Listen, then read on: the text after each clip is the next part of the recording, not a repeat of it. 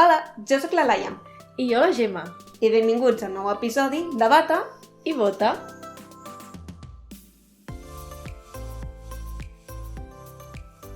Vale, Gemma, abans de començar et poso un vídeo perquè em diguis a veure si saps què és.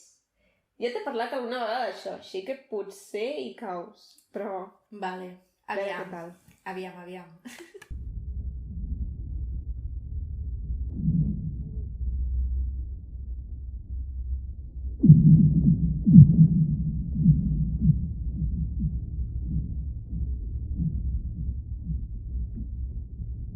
Lo primer que m'ha vingut al cap és que semblen trons. Però a la vegada no, perquè Com més allargat. s'allarguen molt. Què és això, Laia? Vale, no sé si te'n recordes que alguna vegada jo t'he parlat de lo de l'icing, eh? Te'n recordes, això? Sí, vale, sí. La noia aquella que, que té un canal de YouTube, que, després, si això el diem, el dic ara, així ho tenim fet. La noia es diu Joana Ginton i té un canal de YouTube. Tu alguna vegada n'has sentit? De sons exacte, de light singing. Sí, que fa vídeos com de meditació Sí. o per concentració i tal, no? Exacte, que és canal que recomanem, és en anglès, és en anglès. Però no parla. Exacte. O sigui que realment... Només heu d'escoltar els sons. Exacte. I avui, al programa que us porto, doncs hem canviat una mica els papers perquè jo vinc a fer la part de bota. Si vols fer tu la setmana que ve part de bata, jo encantada. D'acord, podem fer aquesta prova. Vinga, va. Tot i que jo crec que és una mica més de física, Que això Sí. cap de les dues. Però bueno, Sí, però dintre del que ve sent medi ambient i... ens ho portem al nostre terreny. Exacte. Ho va fer una mica així. A més, ho he agafat perquè m'ha agradat i em sembla interessant i és el meu podcast. És el nostre, però... És el meu podcast. És el meu episodi, puc parlar del que vulgui. D'acord. Doncs això. Aquests sons que heu escoltat, sí, que hem escoltat tots, són sons que són extrets d'un llac que està congelat i que es comença a descongelar. I el que heu sentit és quan es comença a trencar aquest gel, com s'escolta dintre d'aquest llac. I això és el que... Aquests sons tan estranys que no semblen, jo què sé, un tros de pan de pipes que s'està trencant. Això ho dius perquè ens estàvem menjant pipes. Al moment, sí. Doncs això es diu dispersió acústica.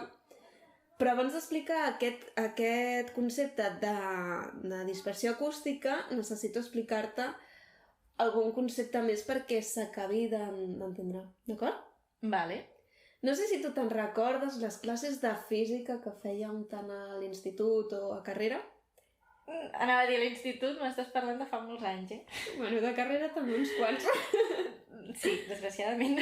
D'acord, tu te'n recordes dels sons? Sí, les ones. Funcionaven amb ones i que hi havia un detall concret, no sé si es diria detall, però una que voldria accentuar, que és la freqüència. Tu te'n recordes dels càlculs de freqüència? Tu te'n recordes què és la freqüència? Mira, ahir vaig fer una classe de repàs de física i sortia el tema de freqüència, que és 1 partit per període. Vale. Em sé la fórmula. Està molt bé. Jo la fórmula no la sabia i jo vaig buscar més una definició. Sí. I la freqüència és una mesura que mesura el número de vegades que repeteix un fenomen per unitat de temps. I els fenòmens ondulatoris, com és el cas de les ones sonores, s'expressa el número de cicles que repeteix la ona per segon. Per tant, a més freqüència, més cicles, més vibració i els sons són més aguts. Si tu fas un so que sigui molt agut, tindrà més vibració i més cicles. Sí? Sí. I al revés passa amb els sons que són més greus. Menys cicles, menys freqüència, més greus. Això, no sé si alguna vegada has vist alguna pantalleta d'aquestes que miren els sons, que quan fas un so superagut es veuen les muntanyetes, les zones... Saps? Com més juntetes. Sí. Doncs això és perquè va més ràpid. En canvi, quan fan un so greu, doncs és com que la ona s'allarga. Vale? Aleshores, què passa si jo pico de mans? Vale? Si jo pico de... Ui, quina birria de picar de mans! Però bueno, no ha sonat bé, això, Va, tornem. Va, que t'ajudo. Va, fes-ho tu. Perfecte, millor que la meva. Vale, què passa si piquem de mans? En aquesta picada de mans hi ha hagut moltes vibracions juntes. Hi ha hagut freqüències més agudes i freqüències més greus, que viatgen dintre d'aquest medi, que és l'aire, i ens dona un sol soroll. Sí? Vale. És el mix d'aquestes freqüències el que ens dona... El so final. El so final, exacte. Ja em diràs, vale, i tot això, què té a veure amb el gel que m'has ficat al principi, que no sonava per res així? Exacte. A més, era més com ondulatori, més com sons greus... D'acord. Doncs la cosa és que dintre del gel, el gel quan s'està trencant, fa, igual que la picada de mans, una sèrie de freqüències que són més agudes i més greus. Però tenim un afegit, i és que la vibració no s'extén per l'aire, s'extén pel gel. Les ones es propaguen en aquest medi, en el gel, i no en l'aire, com passa amb la picada de mans. I creus que viatgen de la mateixa manera? No. No, perquè si no t'estigué... Exacte, i si no ho sentiríem igual. Exacte. L'efecte que fa és diferent. Les freqüències més altes, les més agudes, són les més ràpides. Per tant, viatgen pel gel i ens arriben abans a la nostra oïda. Mentre que les que són més greus ens arriben amb una certa distància.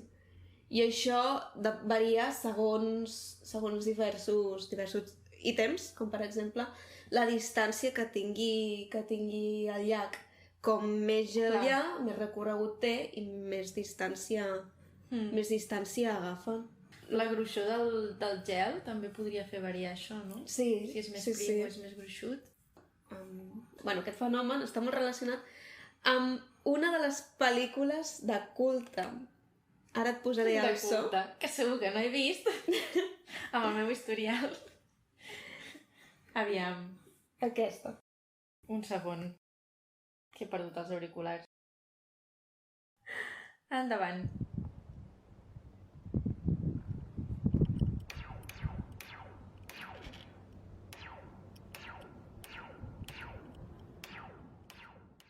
Vale. Jo no he vist aquesta pel·lícula, però crec que sé de quina m'estàs parlant. A veure. Star Wars? Sí. Efectivament. Aquest soroll és un soroll que es veu que... Bueno, hi ha una història darrere, que com no, ara t'explicaré. Resulta que els enginyers de so que estaven treballant dintre la pel·lícula de Star Wars van estar investigant, intentant buscar quin soroll quedaria millor per cadascuna de les armes que que surten dintre de la pel·lícula, així com les naus espacials i tot el món aquest que s'ha creat al voltant de Star Wars. I no en trobaven cap. I hi ha un home que treballava dintre de la pel·lícula que es diu Ben Bart, que va agafar un dia i es va començar a passejar per les muntanyes de Ponocos, que és una muntanya que hi ha a Pensilvània.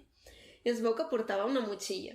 I la motxilla se li va quedar enredada en un cable d'una torre de ràdio. No va acabar en desastre. No va quedar en desastre. Estava veient molt malament. No. Això no és 1000 maneres de morir. Això és bata i bota. Vale. Encara que bata i bota tenim bastants assassinats. Ens agraden això de... Sí, aleshores... sempre ens fixem en coses una mica... estranyes, pertorbants, sí. Doncs això. I va començar a sonar aquest soroll que t'acabo de posar.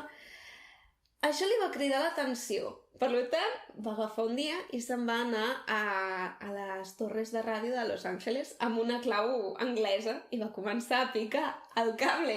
En quin moment? En quin moment penses això? Sí, se t'ha d'acudir això.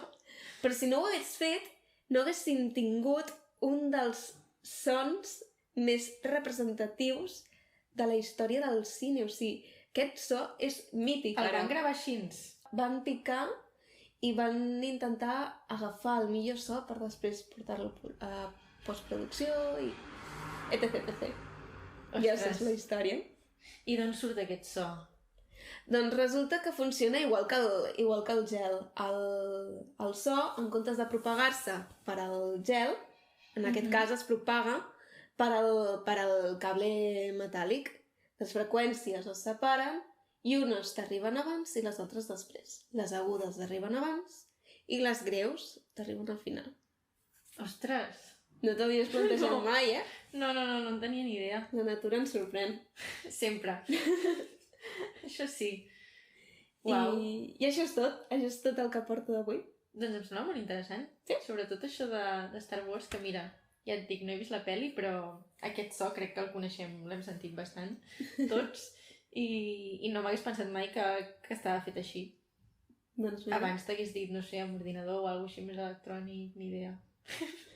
Doncs això és tot. Si voleu més informació, la podeu buscar per internet. Podeu buscar la Joanna Ginton, que és la noia de l'Icingen, i res més. Us deixem amb els sons d'aquests dos vídeos que han estat cedides per dues noies, una de Noruega i l'altra de Rússia, que no m'atreviria a dir els noms. Segurament els direm malament. Exacte, i abans de liar-la prefereixo deixar-ho aquí. Els hi donem des d'aquí les gràcies. Que segur que ens estan escoltant. Que sí, que jo els hi passaré el podcast. I l'entendran a la perfecció. A lo millor són catalanes, no ho sabem. Qui sap? Home, el català està al Duolingo. Ja està, doncs llavors... Ja no tenen excusa. No tenen excusa. Potser els agrada i decideixen aprendre el català. Doncs això, stay curious i seguim-nos a les nostres xarxes socials. Apa, adeu! Adeu!